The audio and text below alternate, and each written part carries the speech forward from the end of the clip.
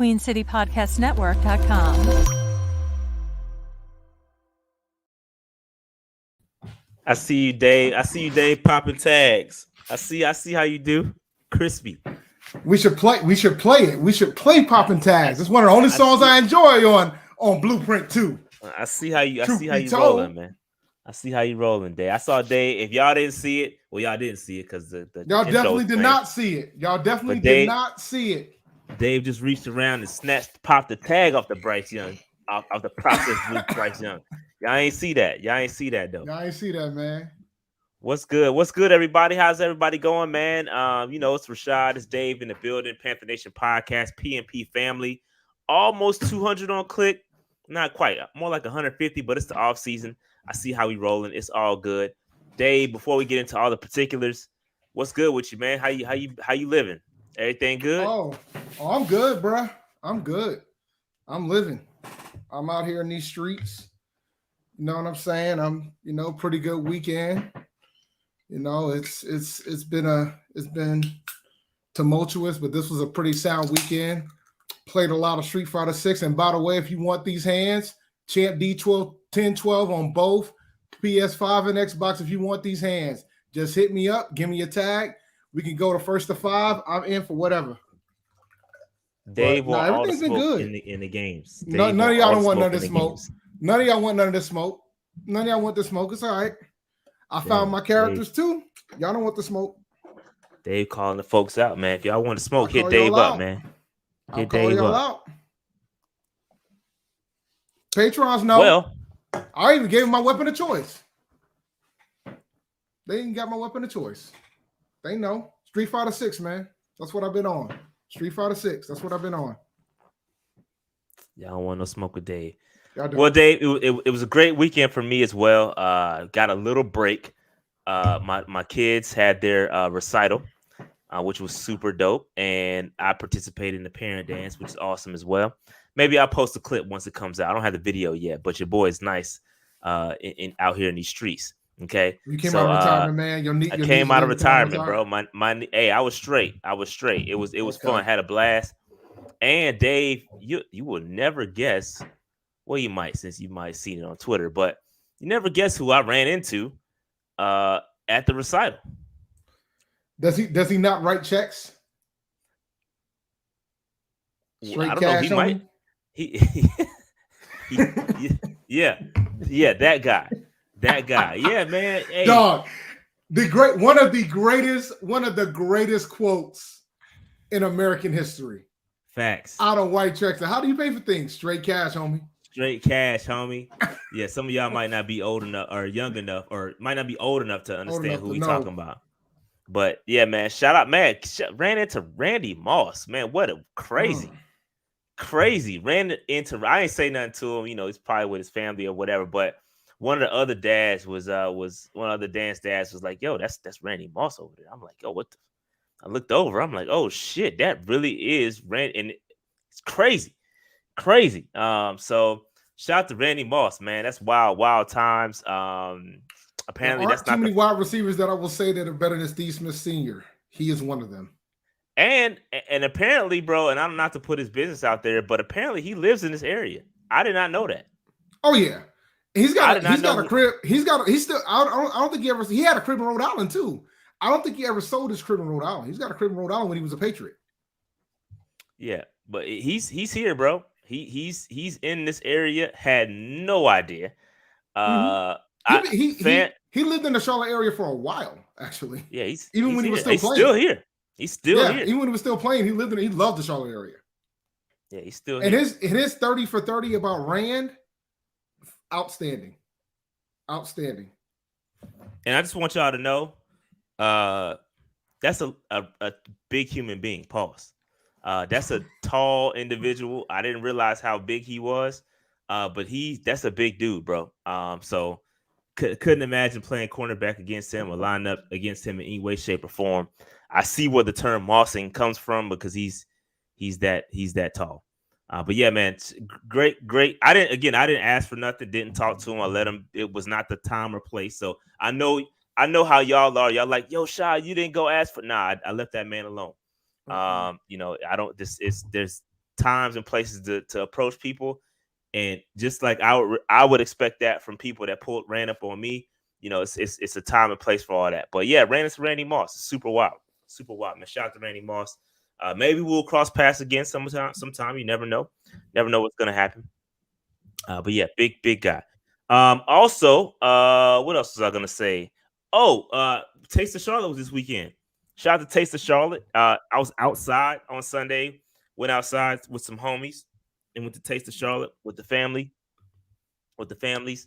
Super dope event that they have here locally. Yeah, man, that was fun too. So my weekend was awesome, man. And then now the kids are out of school. And it's like, yo, they don't have dance practice this week. So me and the wife sitting here looking at each other like we got all this extra time. It's like, yo, we don't know what to do. We don't know what to do with all this extra time we got. So it's crazy. It's crazy. So good times over here. Good times over here. All right. Let's get into this, man. Anything else, Dave? This you need to talk about before we get into this? Nah, man, we good. Like Nah, man, everything's everything over here. I'm just chilling at this point. We in the building. We chilling. It's y'all notice my house is getting emptier and emptier by the day, because Dave is moving. Dave need to move down south. That's where Dave need to move. Well, now Dave is going to be in East. Dave is going to stay in the city that he's in. He's just going to go to a different portion of the city. It won't be as nice, but it'll be home. Shout out to that, man. Shout out to that. Mm-hmm. All right, let's move on. Let's let's get into the content, because it's a lot to talk about, low key. Y'all, some people might take breaks. Some people may be struggling for content, but it's a lot. It's a lot to talk about. So let's get into these items that we must discuss. Let's see. Let's get into change the background. Boom. Here we go. Get rid of this. All right. So if you don't know, the Panthers, let me stop this because this is going to irritate me. Give me 1 second. Share the window.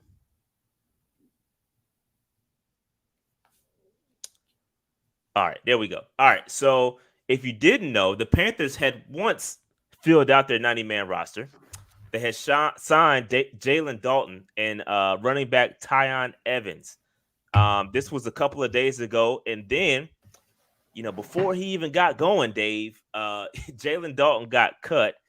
And just to give you some backstory on these two guys, Dalton, he's from the North Carolina area, from Clemens, went to West Forsyth High School, and played college football at University of North Carolina.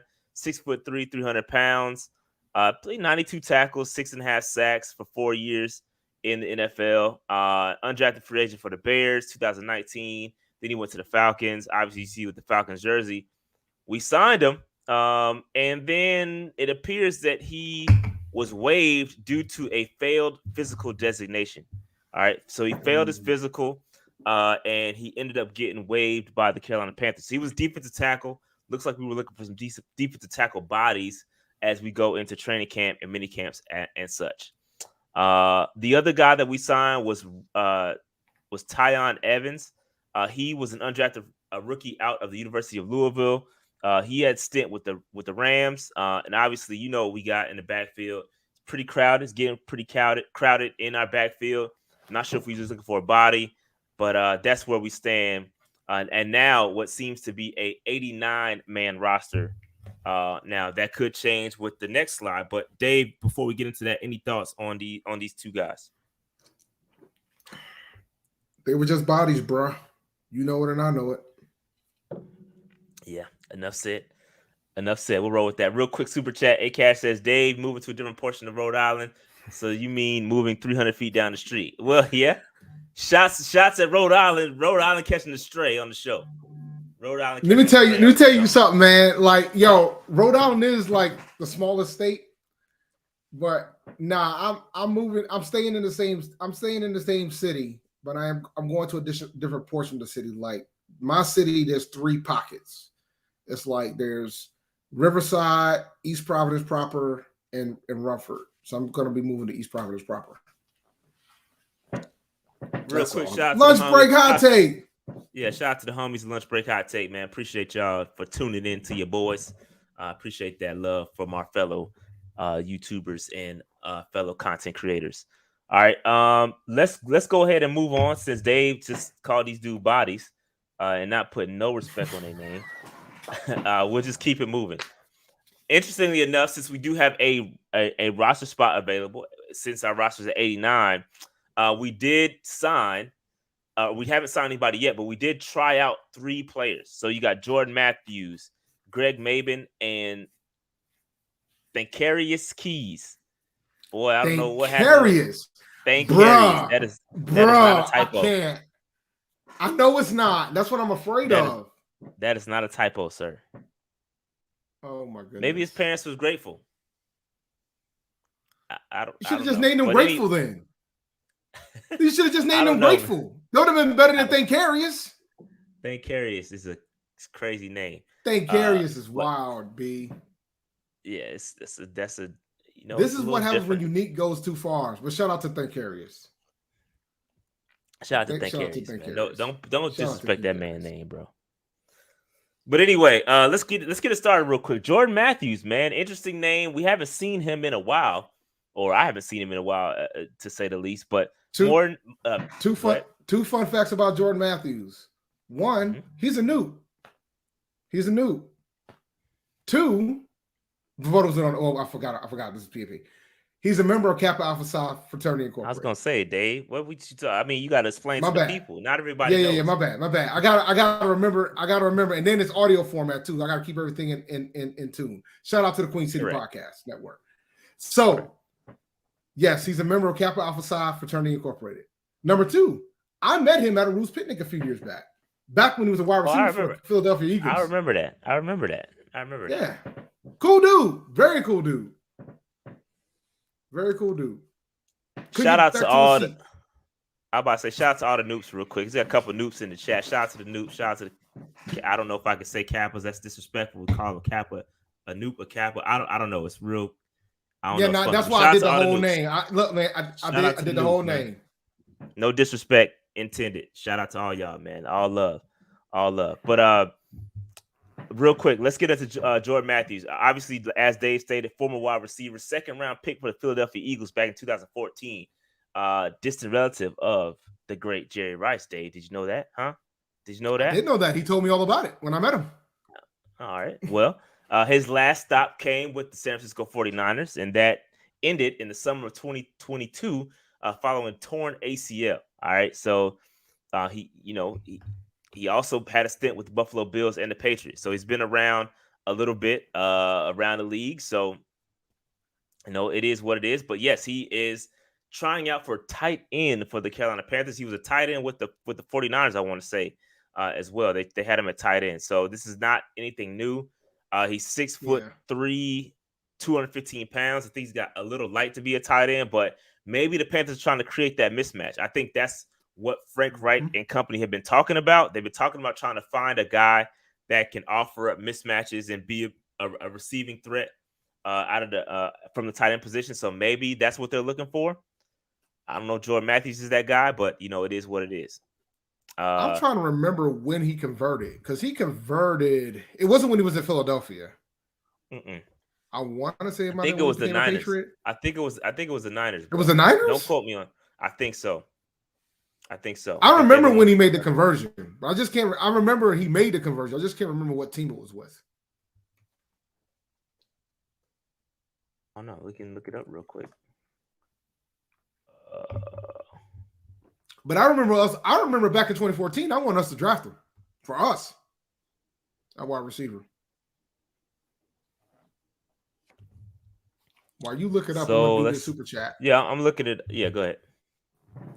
Shout out to Testify with a super chat. Rashad and Dave, much love from a Patriots fan that lives in the Queen City. Keep doing what you're doing. Yo, man, I'm like the opposite. I'm a Panthers fan that lives in New England. Yeah, I need to swap. Maybe someday we might swap. You know what I'm saying? So I don't know where he Testify. I don't know where he was in 2021, but that's when he made the switch. He made a switch in 2021. Played only 5 games past 2 seasons, making 4 receptions. He would have still been over. I'm sorry for the joke. I'm sorry. Kelvin should have switched to TD. He still would have been overweight. Probably been in paid position. But Come go on, on. man. Don't do my man like that. Don't do my man like that. Let's see. Look. I saw what I saw. I'm sorry. I saw what I saw. I synced it. I saw what I saw. You saw what I saw too. Yeah, I saw it. I tried to ignore it. That was the 49ers. Wiki says the 49ers Yeah, will switch. it was the 49ers. Yeah, it was the 49ers. I just saw we got to roll with Wiki then. If Wiki says 49ers, I'm rolling with 49ers.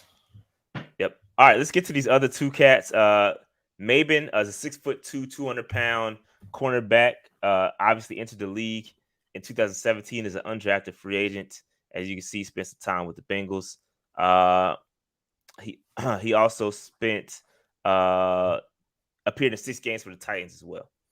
All right, Keys, Thankarius, 6'1", 202 pounds, 7th round pick for the Kansas City Chiefs in 2020, and his last snap in the NFL came in 2021. So he is now back in the league. As you can see, ongoing theme with these cornerbacks, they're tall, they're lengthy, and that is what we're looking for in these corners. It's pretty obvious to me. I think that there's a theme, and there's a reason why we brought in 2 more corners, which we'll talk about a little bit later. I put out a video about it, but Dave hasn't had the opportunity to kind of rebut what I said. No, I watched it. Give his opinion. No, but you haven't had a chance to say. No, I haven't talked about it. Yeah. Oh, so I've talked about it. We'll get to it. Yeah, let's get there because I've said some things on Twitter, and I've also said some things in the Panthers creator DMs. But other than that, yeah, we can definitely talk about it. Yeah, hold your thoughts. We'll get to it. We'll get there in just a second. But absolutely, any final thoughts on these 2 cornerbacks and tight end and Jordan Matthews? Anybody you predict going to make the roster or make the 90-man roster? Somebody to try out this one roster spot. Who you think gets it?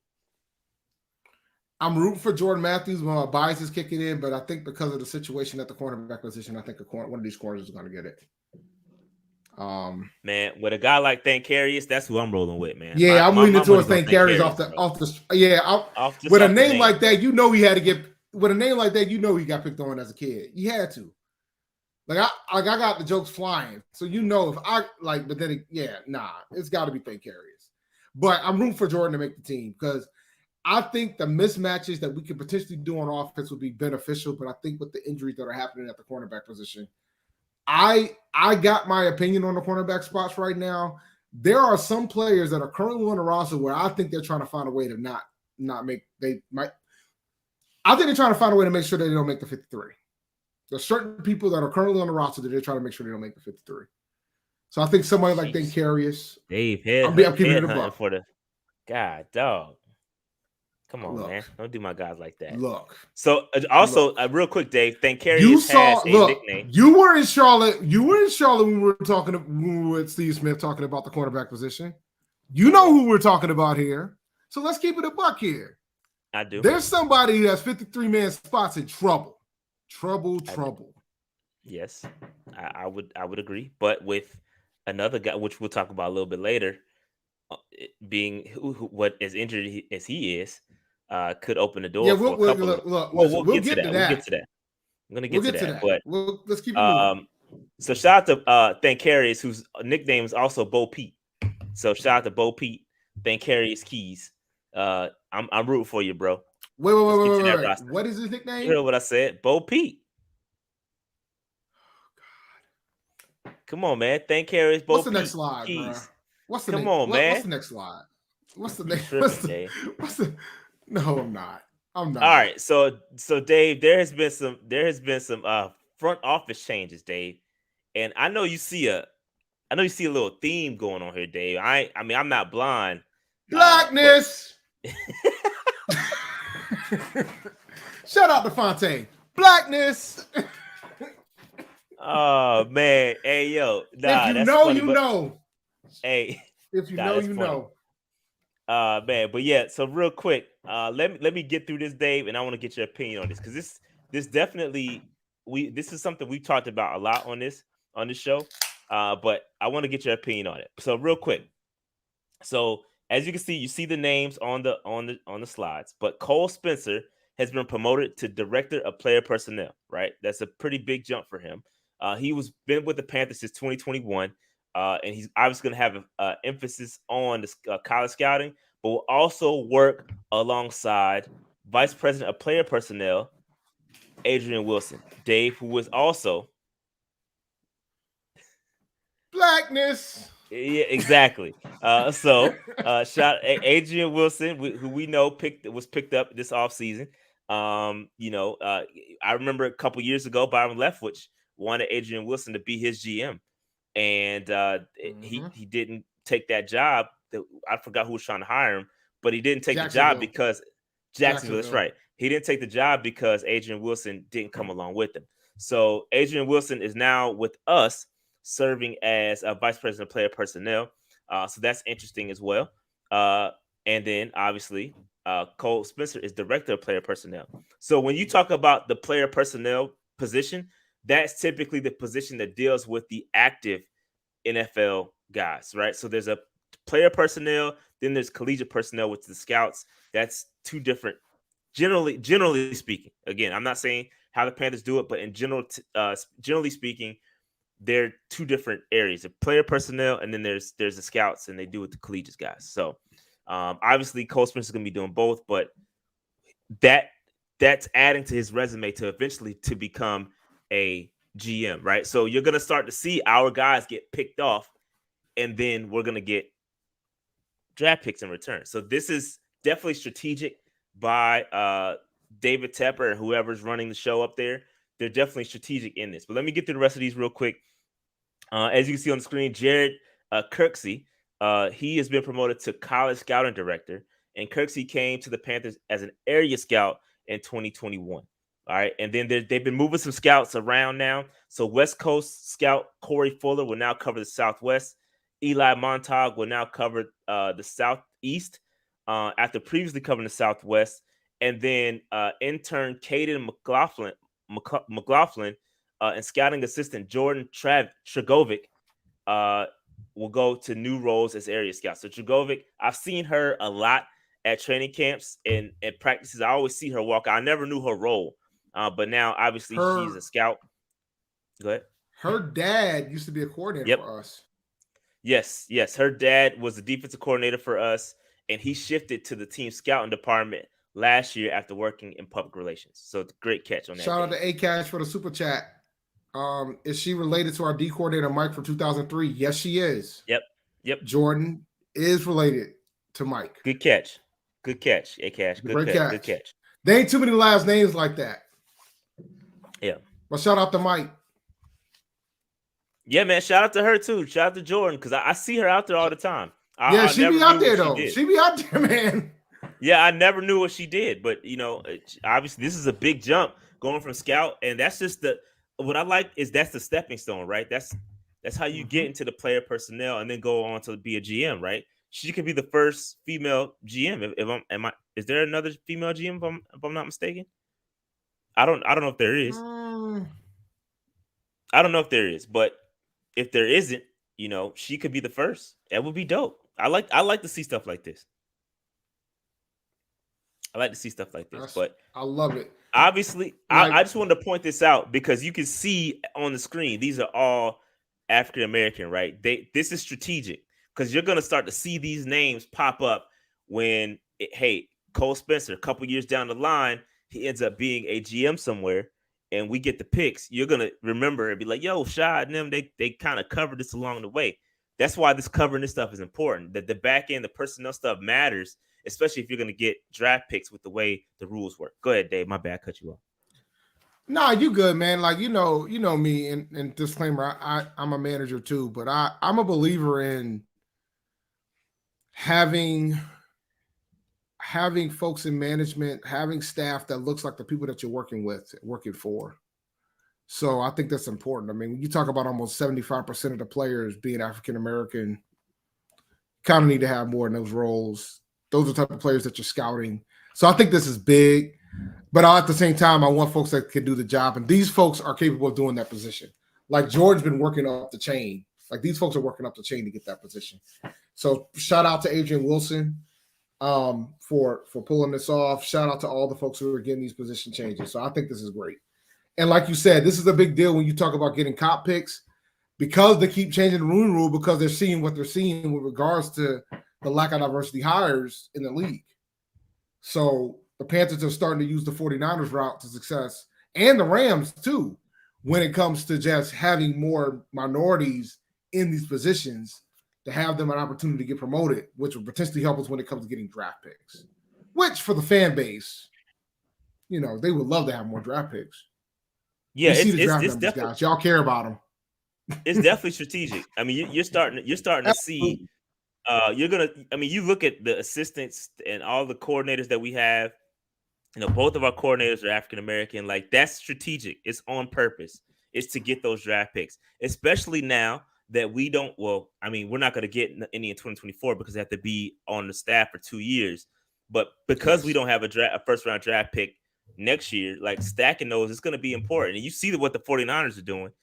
They haven't had any first round picks in forever, but they're stacking so many third round picks because of these coordinators that you can they're trading and moving up and doing all this other stuff that you can't really tell. So I like it. I like it. I think it's very smart. Whether it's they're checking boxes and doing it for the right reasons. I mean, it is what it is, but I definitely like this move. It's definitely strategic for sure. All right. Absolutely. I mean, and that's fine. Right. I mean, the 49ers been out here freaking dropping third round picks like it's cash. That's all they're getting in these streets. That's all they're getting. And everybody's like, how come the 49ers got so many picks? And I was like, because they keep turning their people into their people keep getting promoted. So once we start winning, we're going to see the fruits of our labor. Yep. That's the key. And Dave hit the nail right. He hit the hammer right on the head, bro. Definitely got to win. Because once you start winning, people are going to want to pull from your product. So this is all great, but you have to have the winning component as well. And I think it's going to come. Bro. Okay, so this is a good question. So one book club says, hey, Shot, give an example so I can understand how many picks a team can get from a personnel guy. So it's two first. Go ahead, Dave. Go ahead. Let me drive. So let me give you an example. We'll just use the San Francisco 49ers. Their last offensive coordinator was Mike McDaniel. He's African American. He got the head coaching job. No, he is. His pops is black. Don't care what you think. It counts. I know he doesn't look like it. He's black. Get over it. I'm joking. I'm joking, by the way. I'm joking. I know you're joking. I know you are. Joking. He's got the J. Cole syndrome. It's fine. He's like Logic. All right. So he gets a third round. The 49ers get a third round pick. The coach of the Jets, he was the defensive coordinator for the 49ers. Also, he got promoted. He became the head coach of the Jets. He was the 49ers defensive coordinator. Head coach of the Jets, Muslim, third round pick. Right now, the head coach of the Texans right now, can't remember his name right now. He escapes me right now. He was on our list. He was on our list too. Can't remember his name right now. D'Amico Ryans, former player. Yes, D'Amico Ryans, linebacker, former player. He just got a job as the head coach. He got promoted. 49ers get another third round pick for that. So you get all these picks seeing your folks get promoted. That's why when Steve Wilkes became the defensive coordinator for the 49ers, I was happy for him because the last two guys got a head coaching job from that spot. You know what I'm saying? And so if he sits there for 2 years, he potentially could get another opportunity to be a head coach. And the 49ers going to get another third round pick. So yeah, there's a couple examples of how that works. And other teams do it too, but like the 49ers have been the master of it. And another example is was the Rams when Brad Holmes became the GM of the Lions. They got draft compensation for that as well because he got promoted to GM. The Browns would have gotten, I believe the Browns would have gotten draft compensation if we would have promoted Andrew Berry, but we didn't do it. We ended up sticking with Hurney, but I don't want to get into that. But moving on. Yeah. So, but yeah, basically that's what is happening. We're setting ourselves to follow the 49ers path. That's what's happening. So it's a good look. So let's keep it moving. That's a very good conversation though. Good conversation. All right. Dave, you want to talk quickly about this? I made a video about it. Yes, I do. Yes, I told y'all. The floor is yours, Dave. I told y'all we had that mediocre ass coach. I told y'all on Twitter, my man Trimble was out here in these streets straight up pretty much saying that the tight ends was just there. That's all he pretty much said. That's what I heard. Basically, Matt Rule was like, y'all just here. Y'all kept on saying, well, we're going to use the tight ends. He going to use the tight ends. He going to use the tight ends. He weren't going to use them tight ends. He wouldn't even try to coach him. But then again, he wouldn't try to coach anybody. There's one game I root for Deion, and it's against Nebraska to freaking run this guy down to the ground. Go Buffs. Go Buffs. That's the only time I root for Deion's behind is to run this guy to the ground when he plays Nebraska. I want Nebraska to go 0-11. Dude does not deserve to be a coach the way he treated these players. He wasted these professionals' time. It's unsacked. Straight up. Unsacked. And I called this shit before we hired him. Unsacked. Oh, there goes the E on the Apple Podcast. There goes the E. Oh, no, I'm good for at least one. No, it's cool. It's cool. It's just funny because I remember the conversation. He was like, "You want to market E?" Dave was like, "Yeah, do it." Oh, that was funny. All right, so yeah, man. So if you don't know, I put out a video about it. But basically, Tommy Trimble was like, we was out here learning on our own. There was really no coaching from the previous coaching staff. He likes this coaching staff now because they're actually getting taught how to play the position, how to play with leverage, how to read defenses, how to do X, Y, Z. Prior to that, with the other coaching staff, it was like, yo, just run your route, figure it out. If it doesn't work, you're on your own, right? And we saw that. We saw with our historically low tight end usage. Like we were like last and again, we don't know if this applies to or that same thing applied to other positions. We can probably assume so. But specifically from the tight end position, we saw it because nobody was eating. Nobody like Tommy Trimble, Ian Thomas, and it's not, and that's why it's so difficult to assess players, right? What kind of coaching? Because it's not just about your ability. Are you being coached, right? And so now we all have to scratch our heads, like, yo, is Ian Thomas actually all right? Like, is Tommy Trimble capable? We don't know because the coaching was so bad. You know what I mean? So it's same goes with like guys like Yetur Gross-Matos, right? We don't know. He was drafted by Matt Rule and company, so we just don't know. The light could completely flip this year. That's why it's clean slate. At the end of the video, I said it's clean slate for everybody. Even my man CJ Henderson, who y'all don't want to give a clean slate to, you got to get a clean slate, man. Nah. Come on, man. Nah. Nope.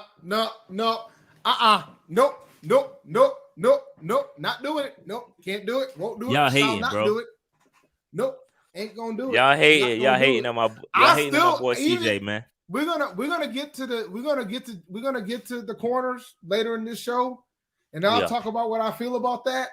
But nope, I'm not rolling, sir. I am not rolling what you're saying. I'm not eating what you try to put in front of me. I'm gonna continue to drink my 60-minute IPA from Dogfish Head.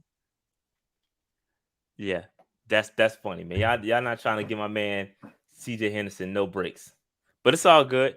I thought it was interesting, man. You know, Tommy's a guy. We had a chance to interview him his rookie year, and he seemed like a straight shooter, right? I hope he didn't get like any backlash or anything like that, because I thought he was just speaking his truth. This is facts. Like he gave his perspective, and I think it showed. Like it literally showed on the film. It showed on the tape. It showed week in and week out that these guys were neglected, and it's unfortunate that now 2 years of his development have been wasted. You know what I mean? So we'll see. We'll see if he can bounce back. I think he's capable, man. I really do. And the thing is, right, you're talking about Tommy Trimble, who I think he has a lot of potential. I love the draft pick when we drafted him, and we've wasted 2 of his years. He only got 2 years left on his rookie deal. Like there's no 5th-year option for where he got drafted. You know what I'm saying? Like we can't. So like we got to make a decision on him pretty much based off of 1 year. In that sense, ultimately. Yeah, that goes for YGM too. YGM all those guys, man. YGM is on a contract year, so it's different for him. It's so frustrating, man. It is It's very just frustrating. so frustrating. Very frustrating. Because I think some of these very guys are good. Like, I think Trimble's really good. Like, I think we needed another tight end. And I think Hayden Hurst was a great pickup. But I think Trimble's capable. And I think you can put Trimble to play fullback. I think you can put Trimble in different spots. He's capable. But we don't know because we had a freaking goofball for a coach. We had somebody that wasn't a head coach. And that's what we're going to have when Colorado plays Nebraska. We're going to have the battle of the non-head coaches. We're going to have two guys that can't coach. We're going to see who can coach good enough to win a game. It'll be fun to watch. Shout out to King Murphy. Says you got to give a clean slate to Shot Smith too. Yeah, everybody get a clean slate, man. Everybody gets a clean slate for me, bro. Everybody can get a clean slate all they want, but there's a lot of folks that ain't gonna make this team though, including CJ Henderson. The positions everybody kind of short. Everybody gets a clean slate, bro. Helen Keller's dog, man. It's been a minute since I seen you around here, man. Shout out to Helen Keller's dog. Should have known Rule was trash from the start. When Dave Gettleman wanted him as a head coach for the Giants. We should have let his ass go on the plane. We should have let him get on the plane to New York. We should have sent him over there. As soon as we heard the Giants was interested, that should have been the bat signals like, warning, warning, warning. Let him go. Let him go. Gettleman wants him.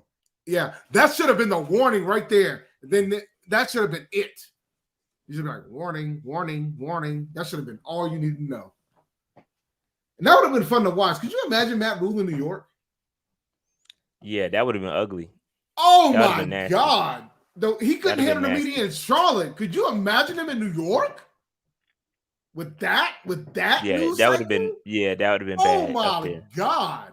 He was out here making sure you don't have cameras, Rashad. He was out here making sure he didn't want you to have cameras, Rashad, but God did. God did, yeah. God did. All right, man. Let's move on. Let's move on from this. Patreon. Shout out to our Patreon members. Go to www.patreon.com/PantherNationPC if you want to elevate your PNP fandom, man. Support the channel, man. Every penny counts. We appreciate the love from our PNP members. All right, our PNP Patreon members. All right. My bad. All right. Shout out to all the MVPs. Again, we just gave away an MVP giveaway last week was a ticket to the one of the games, right? From my PSL seat in the 300 level Silver Club. You know, that's a part of it. And we've got like six more games to give away. So stay tuned for the MVPs. You will have more giveaways coming up. Also going to try to grab some more autographs tomorrow, hopefully at minicamp. We'll see what I can get, and maybe we'll give out some more autographs. All right. Shout out to the franchise folks as well, man. We appreciate y'all support, and we also appreciate the free agent support as well, man. We love y'all. Appreciate y'all support. Every penny counts. All right, Dave, you want to give us a real quick Underdog Fantasy? I still don't have the slide thing yet, but I'll get it in there. It's all right. Week. Don't sweat it. I'm gonna do a new ad soon. So the finals have ended. Shout out to the Denver Nuggets for finally getting their first NBA championship in franchise history. Shout out to them. And hopefully you made some money on the pick'em games, because the pick'em games is a great way to make up to 20 times your money if you get 5 correct on the higher and lowers. Now, best ball is here.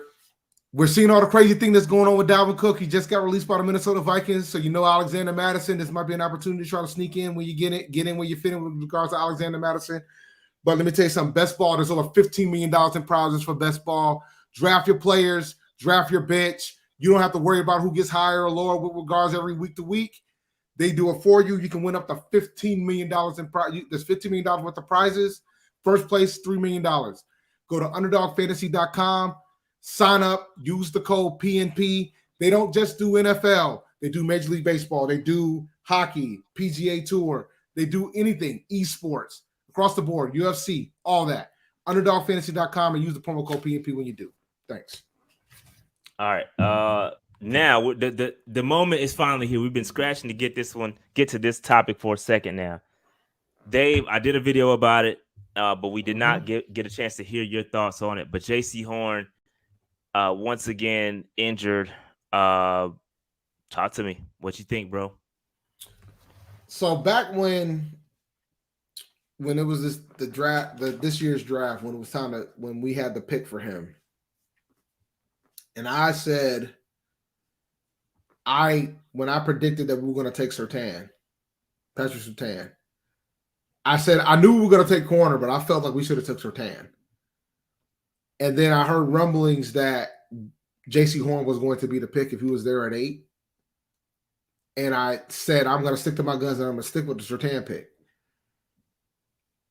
I always felt like Surtain was a better corner. But what's going on here has nothing to do with whether or not he's the better corner or not. This has more to do with the injury luck that's happening with JC. And it's funny because recently we had a discussion. He recently talked about how injuries are just bad luck when they talk about breaks and things of that sort. And we're seeing that firsthand. But now when you're talking about coming into this is the third year, now there's like gotta be legitimate discussions about how good he truly is. And I know the fan base is panicking because when we had this discussion a few weeks back about what's the bigger concern, cornerback or pass rush. I still think it's pass rush, guys. And I don't know. You can't change my mind, bro. It's nasty out here, bro. Bro, if it can be as nasty as you want. It is nasty. Dog. It can be as nasty as you want. I just know one season our starting corners was Drayton Florence and Melvin White. And they were able to do just fine because we had a pretty damn good pass rush.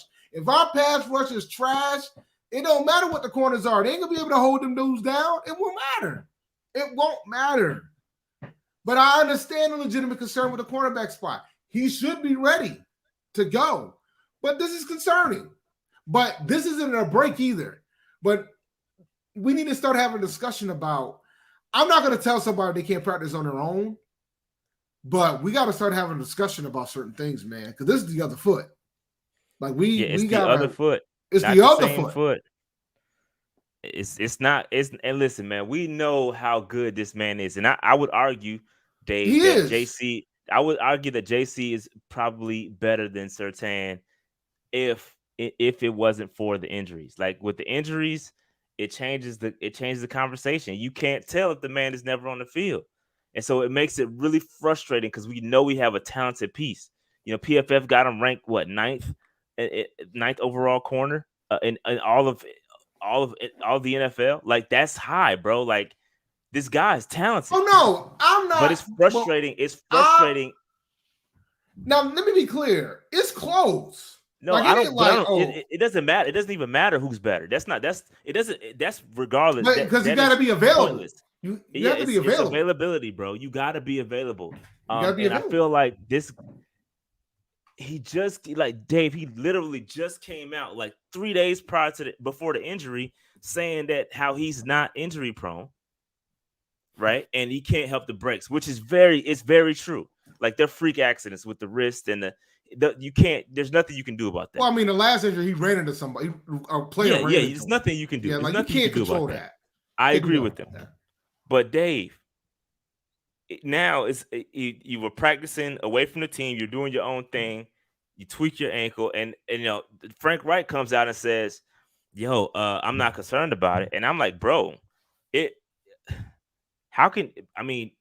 He doesn't have anything to go from, right? He doesn't know what we've been. I mean, he knows, but he hasn't had to like actually live with it of having your best cornerback out, right? And how that changes everything. How you're putting the onus on guys like Dante Jackson, who was coming off of Achilles, right?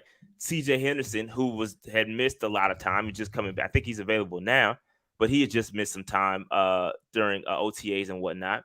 I think he was dealing with some personal stuff. But your top 3 cornerbacks are missing in action, essentially, up until training camp. We have a new system that we have to learn. Like these things, these reps, this stuff matters. And like for your guy not to be there, it's just, bro. I hope we can get it together and he stays healthy during training camp and the rest of the season. I hope this is just a fluke and he's all right. But bro, if he can't play all 16, he didn't really get hurt in South. He didn't get hurt in South Carolina like that. Nah, I don't think he had an injury history in South Carolina. And by the way, guys, you know how like we always have those discussion points about how we're worried about folks who get injured in college. Like in the grand scheme of things, injuries happen. And I was talking about this in the Patreon and fantasy. I'm like, you can't you can go based off what happened injury-wise in the past. You can't do nothing. Like you can't control what's going to happen after the past when it comes to injuries. Like Christian McCaffrey was a healthy guy Then he got paid. He got hurt a couple straight years, and then the season that he got traded didn't really get hurt. You can't control that. Like you can't control it. You don't know what it is. You can't do nothing about that. That just happens. Or you remember the year when Michael Vick got the cover of Madden, and they asked him about the Madden curse, and then he said, I don't believe in the Madden curse. The Madden curse ain't real. Then he freaking broke his leg, injured his ACL. He was out for the season. You can't control that stuff, bro. It just happens. It does just happen. There's nothing you can do about it. But it's frustrating, bro. It's frustrating to have such an elite talent not available, especially when the rest of your secondary is in the state that it's in, right? Dante Jackson, bro. Dante Jackson they're saying he should be available and ready to go by training camp. But he's another one that can't stay healthy either, bro. He's always banged up. It's always something. He got his big toe hurt. Again, I'm not trying to be funny. It's just the reality. Like, it's always something with him. He may play a game, but is he available during the entire game? Right? Because if you go back and look at his games that he's played in a lot of games, but is he available during those games? Right? Is he playing? Like, and Dante Jackson with him, both your top two cornerbacks, both are injury prone, quote unquote. CJ Henderson, you never know what you're gonna get. It's like a box of chocolates with him. You never know what you're gonna get. And then after that, Reggie Wright, you got the undrafted guys, Keith Taylor. It's bro. I mean, it just kind of is what it is here. So I'm concerned.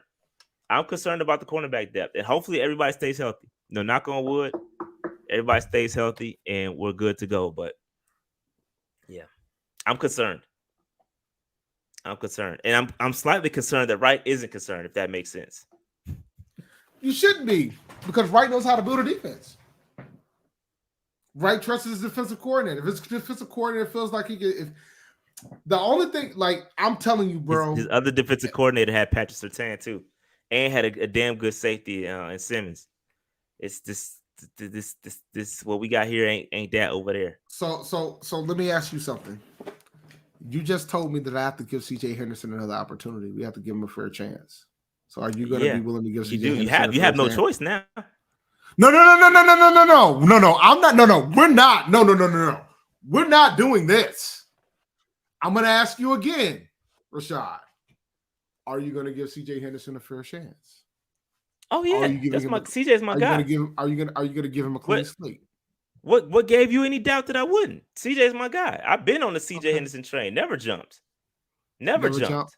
Never hopped out. Never left. He played terribly, but I never. You kind of strolled out there a little bit. I was checking out the scenery. You kind of like, you know what I'm saying? The train stopped at the train stop. I took a little rest to use the bathroom. But then I got back on, and we straight. You probably did a number 2. You ain't doing number 1s, because you. Let me tell you something, bro. Like, listen. But dog, listen. After what Mike Evans did to him, I can understand. You can roll miscommunication. I'm never leaving the CJ Henderson trade, bro. I watched him. I watched the college film, bro. I know he got it. He got to get coached. Something got to click with him, bro. But I think he got it. This gonna be the year, bro. It's gonna be the year, man. Yep. And you out here sounding like Cleveland Browns fans. This is gonna be the year. This is gonna be the year to CJ. Hey man, listen. At this point, I ain't got no choice but to stick with it, bro. Like, at this point, what's the point of jumping off the train? Listen, and this is the conversation I was gonna bring up that I almost brought up earlier before we got to this point. I still think pass rush is our biggest problem. We gotta fix that. And if you guys in the chat tell me that it's not a problem, I would love to hear what you guys are telling me. I would love to tell. You ain't gotta listen. No, you ain't. Don't listen to the chat. Listen to what Wright is saying, because if you trust, what'd you just say? What did you say? Oh, he trusts his court. Look, you see how that worked? You see how that came back to you? Oh, he trusts his coordinator. He trusts his defensive court. Now that don't apply, huh? It absolutely applies. If he trusts him, we trust him. It is what it is. We trust him. Because that's what we rolling with, Dave. Dog, you just called them dudes the Pips. Now I don't want you to be like, I'm not gonna let you forget that you called them dudes the Pips last week. Like, I'm not gonna let you forget this. This was not a month ago. I did. You called them dudes the Pips. You called them dudes a Geico commercial that some folks didn't even see. Like, you called them dudes the Pips. Yeah. You called somebody Brian up, Burns bro. Gladys, and you called the rest of them cats the Pips. That's what you did. That's what you did last week. Like, that's what you did. And that was hilarious. Let me be clear. That was funny. But seriously, like, I do have I have a concern about the cornerback spot, because now if Dante Jackson's not ready, if JC Horn's not ready, we're looking at CJ Henderson being the CB1. Which I don't have a problem with. Go CJ. CJ, hey, if you watching this or any Panthers player watching this, I'm CJ Henderson's biggest cheerleader, bro. I'm on the CJ Henderson train. We rocking, man. Big year incoming. Just make sure that train doesn't get derailed, bro. We good, man. We about to get it on track. We getting it on track, bro. Don't be like I-95. You know, they missing a piece of their highway. Don't be out here on I-95. They are missing a piece up in Philly. I saw that. That's crazy. Dog. All right, let's move on. Let's move on. All right, Dave. Number change. You recommended this, man. Brian needs to call you. No, I actually knew this was happening long before. Yeah, I knew this number change was happening long before it happened. That's how I was able to get the zero made. But anyway, Dave, what's your thoughts on Brian Burns change? Do you have any thoughts on Brian Burns changing number to 0? I actually love it, but now I gotta buy another jersey. So I hope the Process Blues number 0 comes out soon. If it ain't, I'm about to go by. I'll go by the store tomorrow to see if they can make me one. Yeah, I want to get one of them. My money's kind of tight right now, though, so I gotta wait a little bit. Gotta wait a little bit, but now I love it. I love the fact that they do it as 0. 0 is like the perfect number for him, and I love the comment that he said when they asked him about the number change. He said he didn't really have 53. Wasn't really, he had no connection to the number, so to speak. Pretty much what he said. I don't have to basically he said that he didn't choose 53. How it worked was he put the numbers, available numbers, in a hat, and he kept picking 53. So he rolled with 53. He basically said that he wasn't going to take 90, obviously because that's Pep number. He said he was staying away from that, and he wasn't going to take. He said K1 Short had 99. That's what he wanted. And so basically, he never really wanted 53. So when he changed his position to outside linebacker and 0 became available, that's what he decided to take. His press conference today was pretty interesting, man. He's a funny dude, and he cusses like a sailor, bro. He like Dave.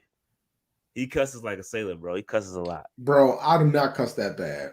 No, you're way better than what you I think it's the pod, because outside the pod, Dave cuss a lot. I don't cuss that much outside anymore either, truth be told. Yeah, you must be working on it or something. Nah, you blame the kids, maybe the job. I don't know what it is. Nah, I actually the job probably makes me cuss more than anything else nowadays. But other than that, I mean, nah, I don't. Nah, you know, I saved the intense ones for later. I don't really cuss like that anymore. Yeah, Burns was giving a really good press conference. If you hadn't had a chance to listen to it, take a listen, because it was really good. Talked about his contract and where that stands. We didn't really give any information about the contract. He basically said it's in the works. He's going to wants to be a Carolina Panther forever, and he pretty much will be a Carolina Panther forever. They're just waiting, kind of working out the specifics.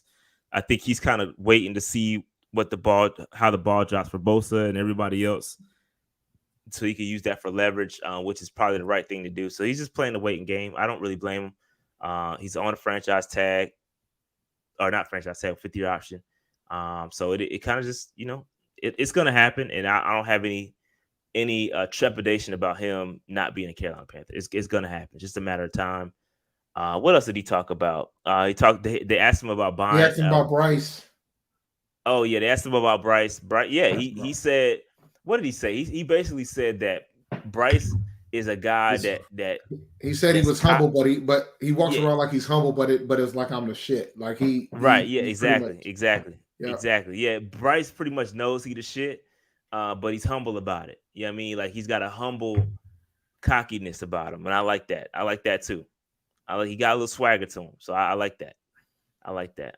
He talked about helping out YGM. He helped out YGM after practice today, working on that spin move. Saying YGM's taking the next step. Talked about Marquise and the rest of those guys as well. So it was good. It was a good press conference, man. Listen to that joint. Listen to that joint when you get a chance. Let me see what else. Real quick, I don't have a slide for this, but bro, did y'all listen to Adam Thielen's press conference today? No. Man, I want somebody. If y'all listen to it, man, I think he's so. You got time? Pull it up.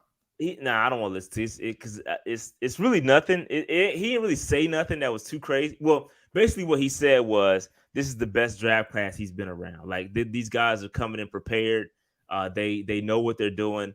But I'm like, bro, you've been around Dalvin Cook. You've been around, who's no longer on the Vikings, right? But you've been around a lot of really, really, really good players. But look what you did though.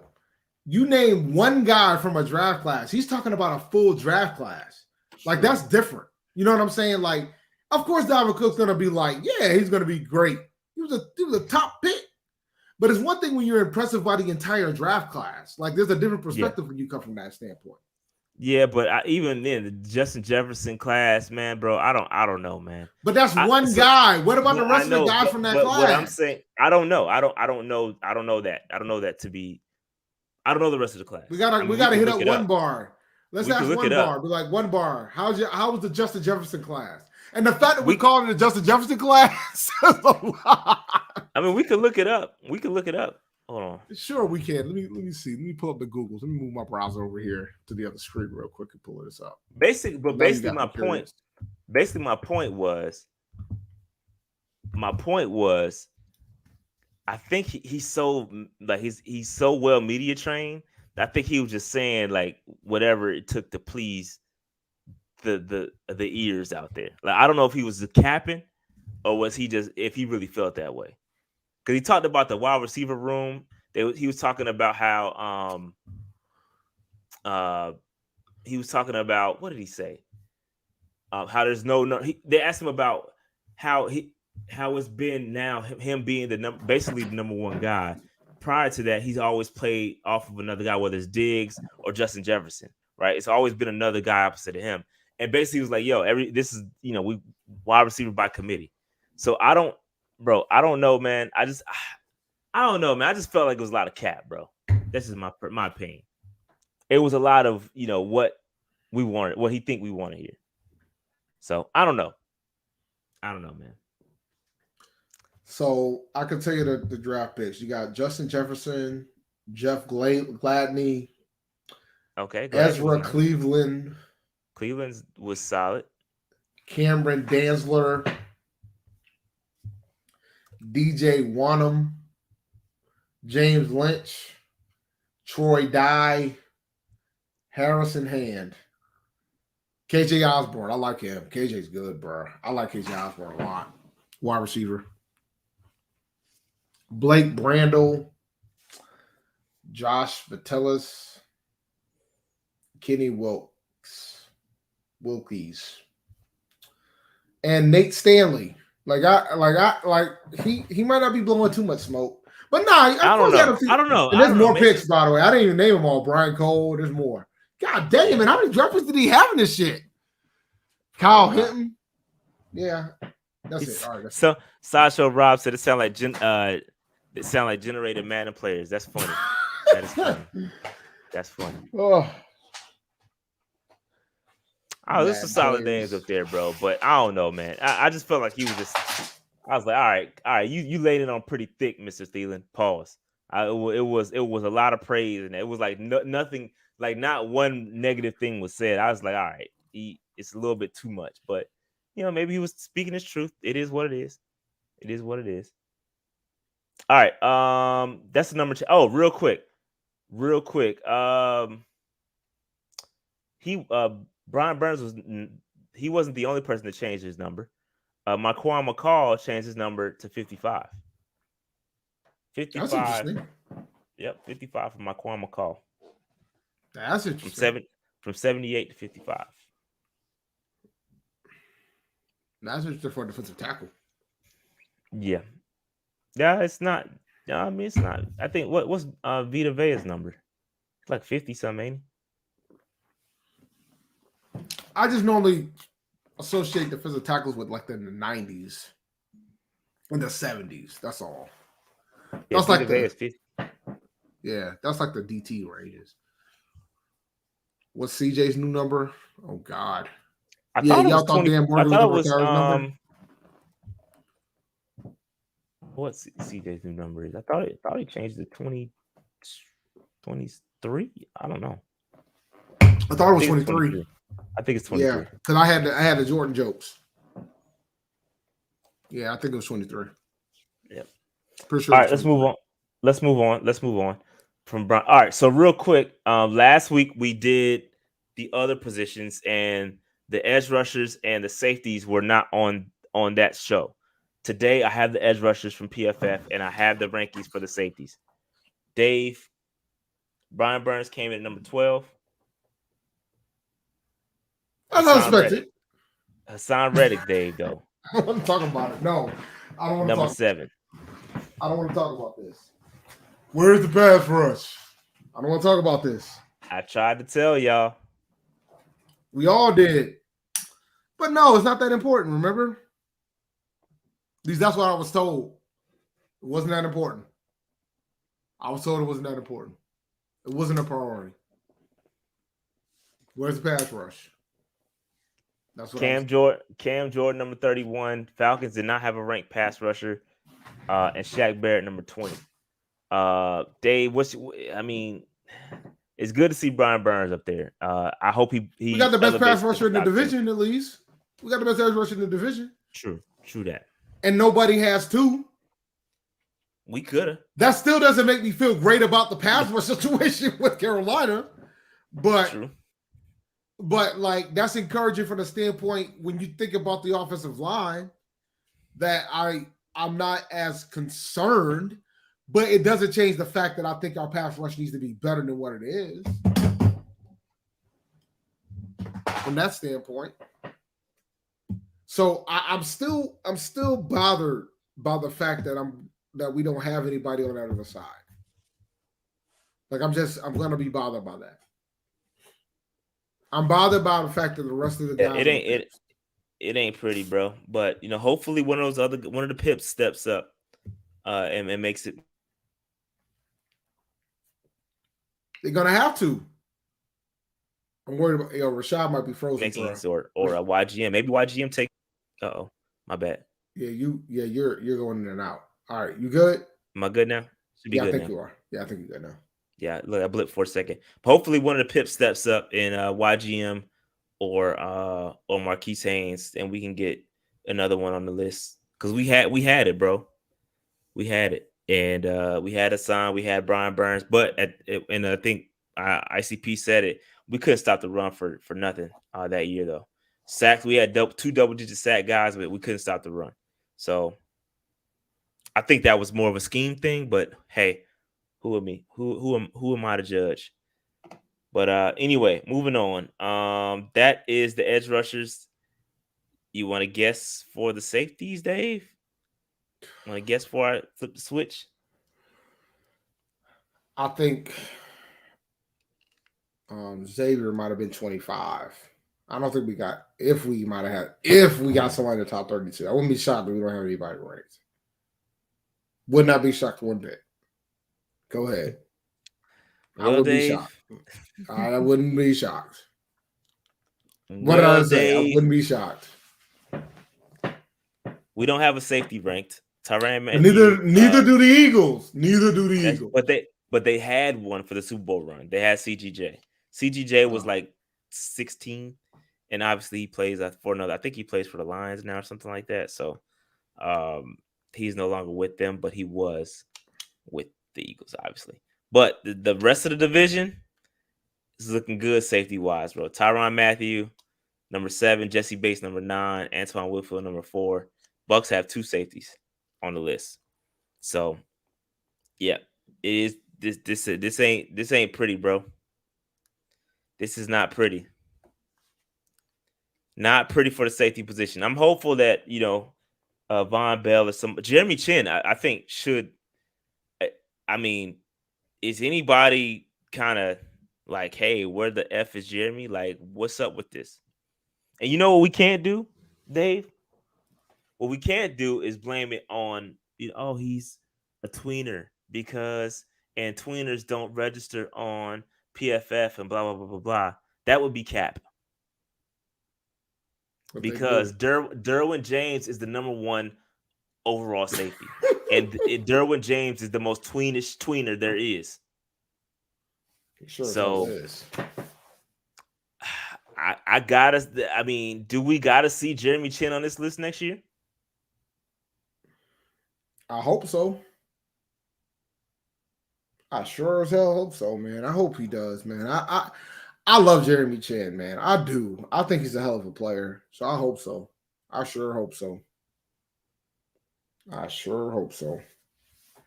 Hey, this is funny. QC says we got the best punter though. We do. And y'all victory lap. There's no lies told. There's no lies told. They ain't gonna release the rankings for that though. No, they will. They gotta give us some type of hope. Watch us be like number 3 or some shit. I'll be pissed too. I'll be furious if we're not number 1 on that. Because then you'll be like, see. Nah. But I mean, I kind of expected this, bro. I'm more annoyed by the fact that 3 out of all 3 members of the NFC South got a top 10 safety. I'm probably more annoyed by that than anything else. We got a significant disadvantage at this position. I think Jeremy Chin has to make this list. By the end of the season, he's got to enter this list, bro. He has to. I agree. I absolutely agree. I absolutely agree. I'm not going to argue with you there. I absolutely agree. He's got to step up. All right. And then especially the way they're so secretive about where he's playing, what he's doing. Like everybody's, so secretive about him. So I can't wait to see them unleash Jeremy Chin. Hopefully he has a monster season. Especially back to what he was doing his rookie season. But anyway, moving on. All right, so PFF also ranked the offensive lines, Dave. We came in as a collective. We came in at number 16, which is I feel very good about this. 16 is very good, considering the injuries and stuff that we dealt with. Excuse me. I like where we are. 16 is a good starting point. I do expect us to finish within the top 10. But they got Taylor Moton as our best player. And then I don't agree there. I would agree. No, I would agree. You're right. I backpedal from that. I agree there. Well, because I think he won't end up that way. I think Icky will be the best one. Yeah, because I think he will end up. I talked about it. I talked about it previously about how I feel like he's kind of been underperforming. But when you look at the line, when I go back and look at that line again, yeah, he's probably the best player on that line right now. But which is kind of scary, but still, we got to. This is a vast improvement of what the lines that I've seen in the past. Yeah, no, that's why dude. Us being 16 is like a breath of fresh air. I mean, even though when I initially pulled it out, I was like, man, that's kind of low. But I kind of get it. We still do have to prove ourselves. We basically got this ranking off of a run first, mindset and that was towards the end of the year. We didn't see it in full motion from week 16 from week 1 to 18. So I think once we see it from week 1 to 18, people will start to put some respect on the Carolina Panthers offensive line. I just don't think we kind of earned it yet. So I think it'll get there. It'll get there. I'm excited about the offensive line, and we have depth. So that gets me excited as well. So I think we're in a good spot. And I think we will eventually finish in the top 10. That's just my personal opinion. But I want to throw this up there because we were talking about rankings and they had just put that out.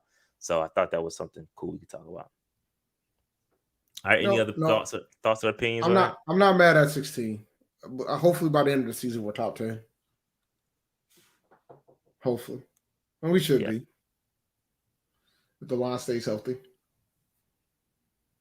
Facts. We were terrible, bro. Like the B16 is like a miracle in itself. All right, let's move on to the topic of the show, basically, and it took us a while to get this, so I apologize. But Dave, were you? For me, I speak for myself. I was a bit caught off guard when they pushed Bryce Young to QB1 so quick. Like, I'm happy they did it. Don't get me wrong. I'm elated that they did it. I just didn't expect it to happen so quick. Dave, what's your thoughts on it? You know, the moment I knew that they were going to try to make him QB1 quickly, when he was seeing mistakes in the playbook, in the plays. When I saw when they were talking about the fact that he was catching mistakes in the plays, that was the moment that I knew that he was probably going to end up being QB1 before training camp. So I'm not shocked. And the thing is too, like we talked about who would be the backup for Andy for him, and Andy Dalton made sense at the time because Andy Dalton knows what it takes to be a starting rookie quarterback in week 1. He did, and to win as a starting rookie quarterback, because that's what he did. Like I know how folks feel about Andy Dalton now, but the reality is that the guy went to the playoffs for a while as a starting quarterback when he first got to the league. He got to the playoffs before Cam did. Regardless of how you feel about it. So it makes sense. I'm not shocked that it happened so soon from my perspective. I don't know why folks like, you know. Yeah, it just caught me off guard. I guess I'm so used to. Well, I'm not used to it, but I kind of was expecting at least let's make. You're used to Matt Rule being the coach. I understand, bro. Yeah, I mean, yeah, that's probably not the best measurement. Ron Rivera. Ron Rivera would have had him. Ron Rivera would have had him running the scout team. Exactly. Like I love the fact that they just gave you drafted. They didn't give it to him though. Let me be clear. I think he earned it. Let me be clear. I think he did enough to show that he was QB1. Bro, he earned it when he was drafted number 1 overall. That's how he earned it. I think he showed enough. But I don't think you just because when you're drafted overall, that doesn't mean you should automatically get it either. I think you have to show enough when you're in the behind the scenes to say that, all right, no, dog, come on, bro. If you drafted dude number 1 overall, he had to show you something for you to do that, number 1. And then again, this is not a typical number 1 overall situation. We can't just say, oh, every number 1 overall. No, this is different. We were picking number 9. We weren't the worst team in the league. So we traded up to get this dude for a reason, for him to play immediately. Like when we traded up to get him, he earned it, bro. That's the point. This is not Chicago Bears picking them 1 overall because we had the worst record. We traded up for him to beat our guy, and I'm glad that we didn't play with it. We didn't say, all right, we're gonna make this a competition at training camp and blah blah blah blah blah. We're not gonna do any of that, bro. Let's give it to them. Let them get the reps because they are so important. We saw it last year when Matt Rule came in here and had like the 4-headed monster competition, and you split reps among 4 quarterbacks, and Matt Corral got the short end of the stick, didn't get any reps, went out there during the preseason, looked hot garbage, bro. Bro, reps matter. All reps matter, bro. So every rep from here on out with the ones, it matters. So you have to get that chemistry going. And you see high-fiving DJ Chark. Shout out to DJ Chark, who finally is with the team. He's practicing. He's playing. Again, I got a video. I'm doing a video probably gonna come out tomorrow.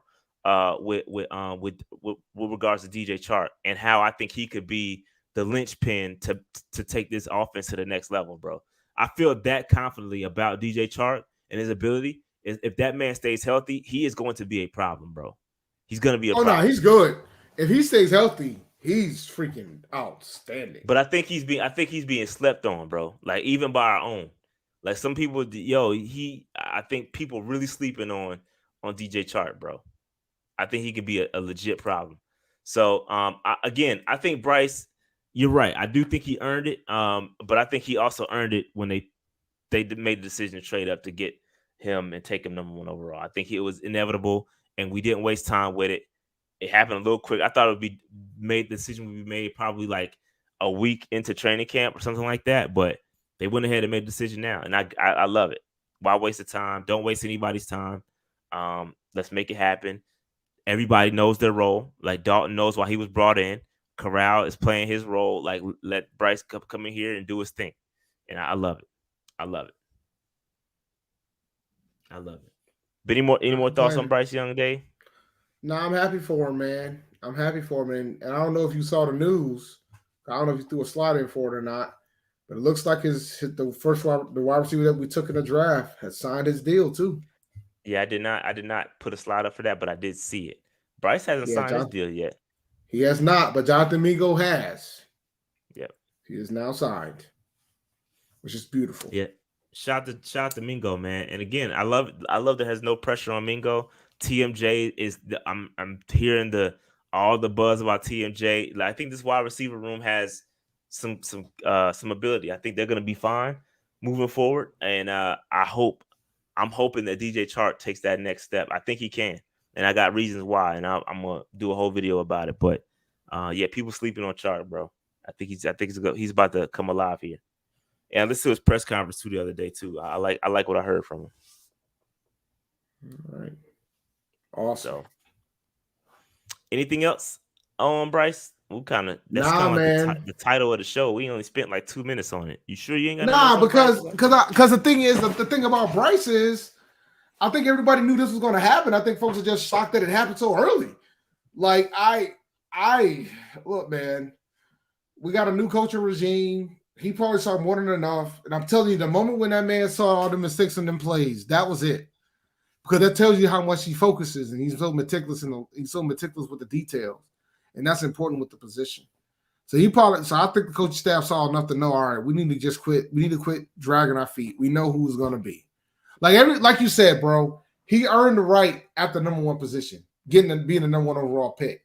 But at the same time, you always got to earn your keep. You got to earn your job.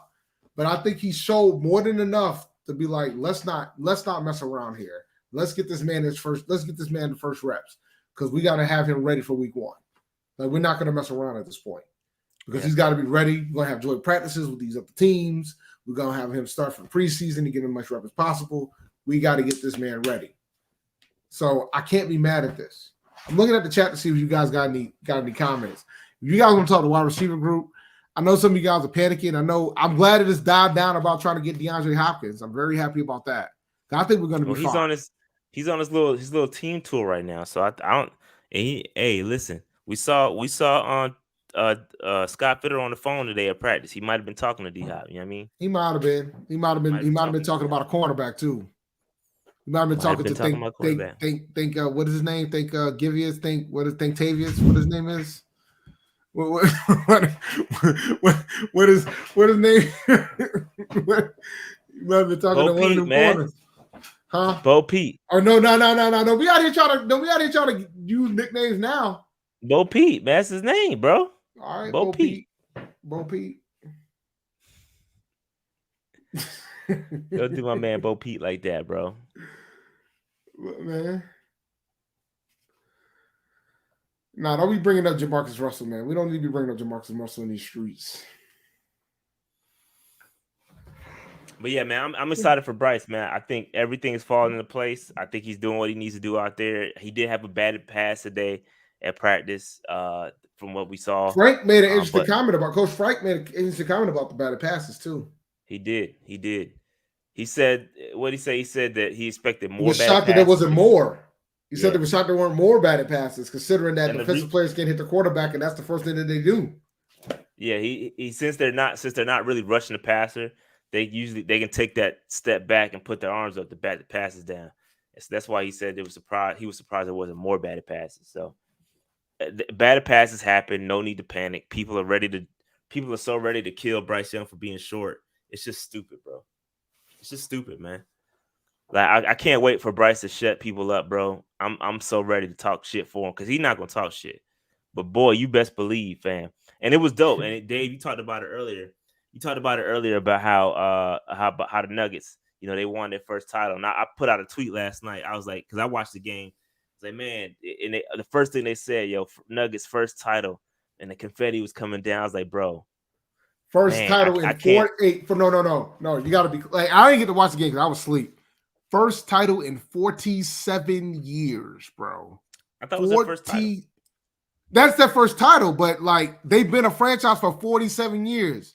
Okay. So they waited 47 years to see a championship. 47 years, bro. And we on what? We on 20. We on 20 what? 28. 28, bruh. Can I wait 11 more years?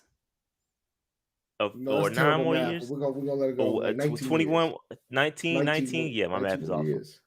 Can I wait that long? I don't think I can wait that long, dog.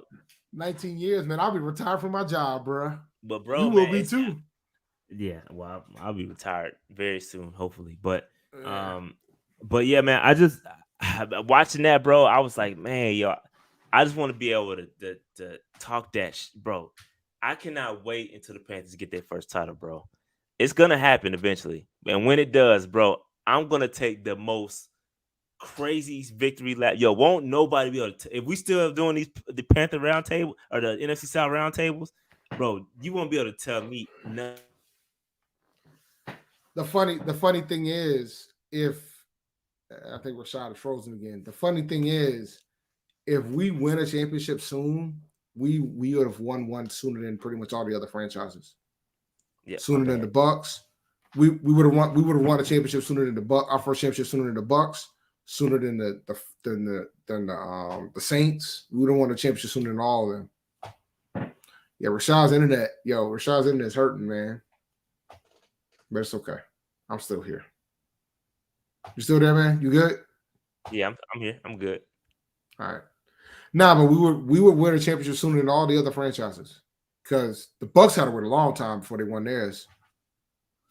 Well, 30, they were franchise in like 1976, I think, 70 something. Don't give me the line, dog. Let me see when the Bucks was Tampa Bay Bucks. Let me see. I'm gonna be talking the most shit though. If we ever, you won't be able to tell me nothing, bro. I'm gonna be the biggest shit talker there is when we get a title, because it's gonna happen, and I believe Bryce is gonna bring it. Bryce is gonna bring a title to the Carolinas, bro. We deserve it. As bad as this city has been for sports over the past couple, not since 2015, bro. It's about time, bro. It's about time, man. The Bucks was 1976. Bro, I probably will too. I probably will get a real ring. See, I see where I can order one. I probably will get one. Yep, the Bucks was 1976 and the Saints was 1967. So like we ain't got too much time left to stay as the young as the one of the earlier ones. I think 8 more years, but we got a little bit of time. And the Falcons never got one. The next 5 years, bro. I think we gonna grab one, bro. It's gonna happen. Yeah. It's time. It's time, bro. It's time. Yeah, it'd be great to have one for my daughter graduates from college. That'd be nice. That'd be nice. So close yet so far. Yeah. But all right, that's all I got, Dave. I think, that's all I got, man. Anything else we want to talk about? Oh, one thing I do want to talk about. I want to bring back Panther Feud. And we need some contestants, Dave. When are we gonna do Panther Feud, man? You ain't try to do or Panthers trivia. We can do Panthers trivia, man. I mean, y'all trying to do it next week? We need some contestants, man. How we want to run it? We can definitely get the questions. That ain't gonna be a problem. But yeah, we definitely need some contestants. You want to try to grab one for the Patreon and get one from the chat? They got to be here next week, though. Somebody got to be Yeah, here. we'll put something out there, man. Follow us on Twitter, man. We'll put something out there. Yeah. And we'll try to gather some contestants for Panther Trivia. We'll probably do maybe we can do like a tournament style thing too, where we can get multiple, more than 2 people. Maybe we can do like, I don't know, like 10 people, and then narrow it down to like a tournament or something. We'll figure it out. But yeah, it's gonna be fire. We could do an 8-person tournament. 8-person, my bad. Yeah, 10 wouldn't work. 8-person tournament. Yeah, that would be fire. 8-person tournament would be fire. Maybe like a knockout round. Best 2 out of 3. Oh yeah, I'm thinking about it. Yeah, for sure. It's gonna happen. We're gonna do a tournament. We're gonna get 8 people, and we're gonna do a tournament. Knockout rounds.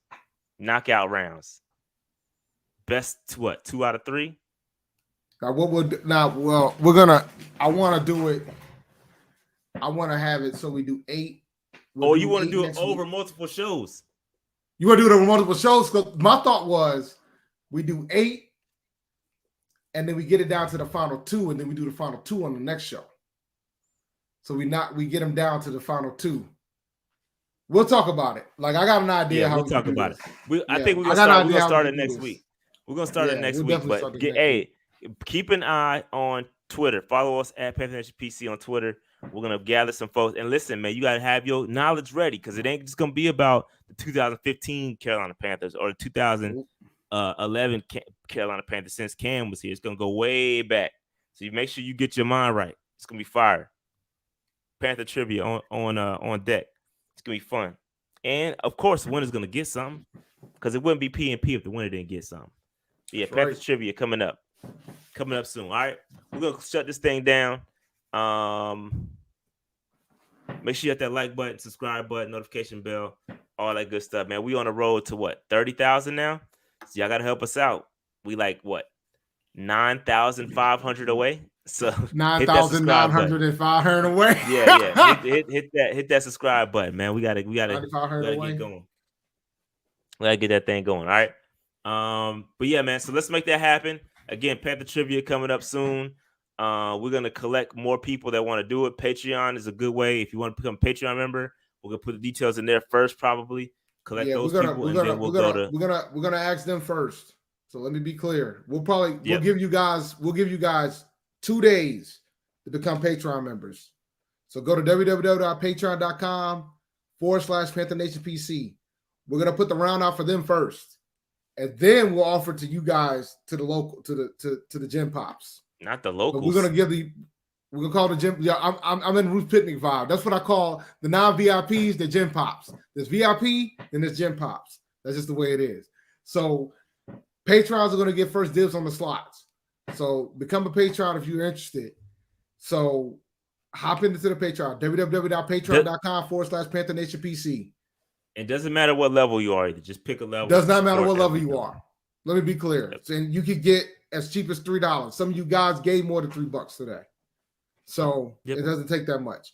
But I want to give the first dibs to the Patreon folks first. I think it's fair to them.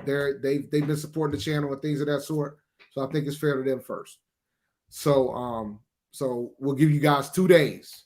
So Wednesday, today's Tuesday. So Thursday, then we'll offer up to everybody else based on who else, whatever slots left. If there's a lot of demand, maybe we'll do something bigger. But we'll see how it goes. Yeah, maybe we'll do it bigger. We'll see how it goes. All right. That being said, man, we out of here. We're gonna holler at y'all. Panther Trivia coming up next week. It's gonna be fun. That's gonna be so fun, man. Oh God, I can't wait. I can't wait to come up with these questions, bro. You have no idea. I can't wait. I cannot wait. All right, we're gonna holler at y'all, man. Like, subscribe, notification bell. We getting up out of here. We'll holler at y'all. We out. Peace.